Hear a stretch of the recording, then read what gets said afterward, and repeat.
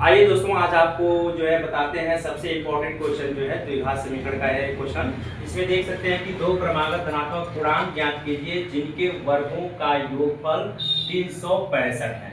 ये हमें क्वेश्चन ये हल करना है। देखने में तो छोटा लग रहा है लेकिन बहुत छोटा है, मतलब जो है टेढ़ा मेढ़ा भी है। और आप जो है अगर ध्यान से समझेंगे तो यह जो टेढ़ा मेढ़ा न होकर के बहुत आसान तरीके से आप हल कर सकते हैं। केवल आप जो है ध्यानपूर्वक समझिए। देखो, यहाँ क्रमागत की जब बात करता है तो क्रम मतलब क्या होता है?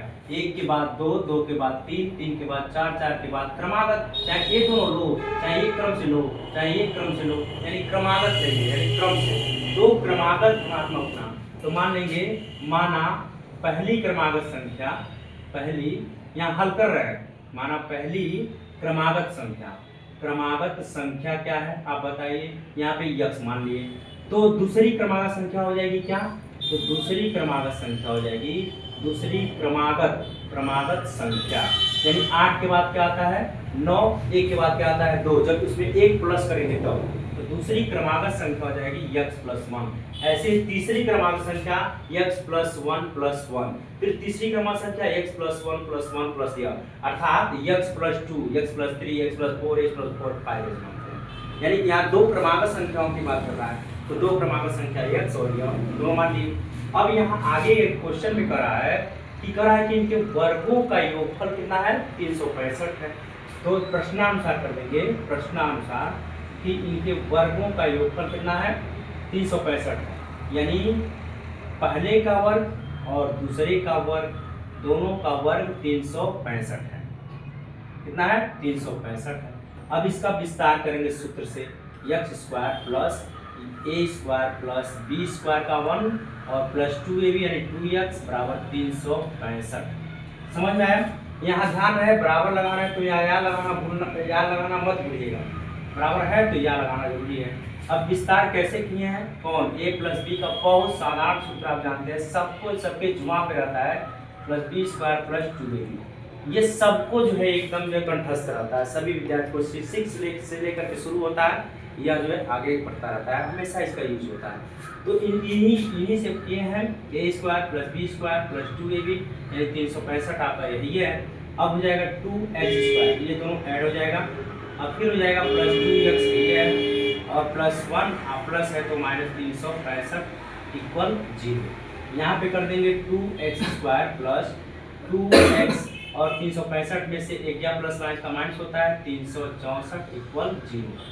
इसमें क्या करेंगे? दो कॉमन कर लेंगे, x square plus x minus 2 एक 2, 2 बटी 16 और 2 दूनी 4 इक्वल 0। दो कॉमन किए हैं तीनों में से, तो यहाँ हो जाएगा x square plus x minus 182 equal 0।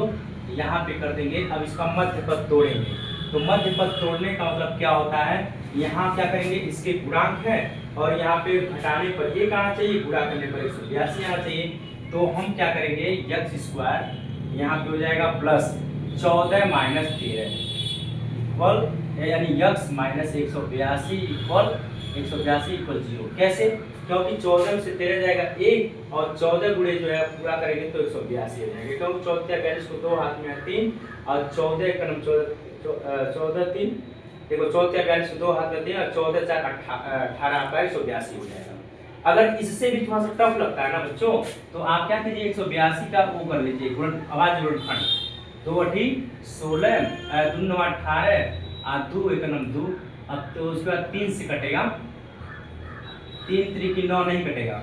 उसके बाद काट कर लीजिए 7 से, 7 एक 7 2 4 7 3 की 7 एक 7 बचा यहाँ पे 2 7 3 की 21, 7 एक 7 7 3 की 13 से कट जाएगा यहाँ पे, तो वही 7 दूनी 14 13 ये हो गया। ठीक है, आप ऐसा कर सकते हैं। जब कठिन अंक हो, बड़े अंक हो, तो उसको भाज्य गुणनखंड से निकाल करके करते हैं।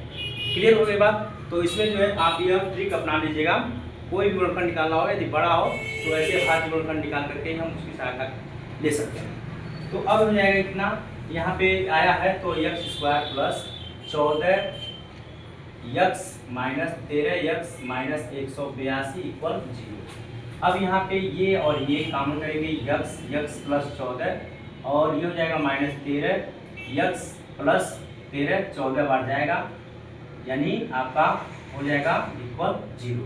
तो x प्लस 14 ये हो गया और x माइनस 13 हो गया इक्वल 0। आग्राह जब लेंगे तो आग्राह में क्या कर देंगे, x बराबर माइनस 14 हो जाएगा, प्लस है तो माइनस, और x बराबर हो जाएगा 13। तो धनात्मक संख्याएं लेते हैं, यानी पहली संख्या जो है क्रमागत संख्या 13 है, तो दूसरी क्रमागत संख्या यहाँ पे पहली क्रमागत संख्या हो जाएगी, क्रमागत संख्या आपका हो गया 13, तो दूसरी क्रमागत संख्या क्या हो जाएगी, एक जुड़ जाएगा, दूसरी क्रमागत संख्या हो जाएगी 13 प्लस 1 बराबर 14। आपका वो क्रमागत संख्या 13 और 14 है। यह आपका क्वेश्चन सॉल्व हो गया, ठीक है। अब यहाँ पे इनके वर्ग करोगे ना, तो वर्ग करने के बाद उनका योगफल जब करेंगे तो 300 आपका 65 क्लियर रूप में आएगा। तो आशा रखते हैं कि जो है आपको ये क्वेश्चन समझ में आया होगा। अगर बोर्ड एग्जाम में आते हैं तो इस क्वेश्चन को हल जरूर कीजिएगा, ठीक है।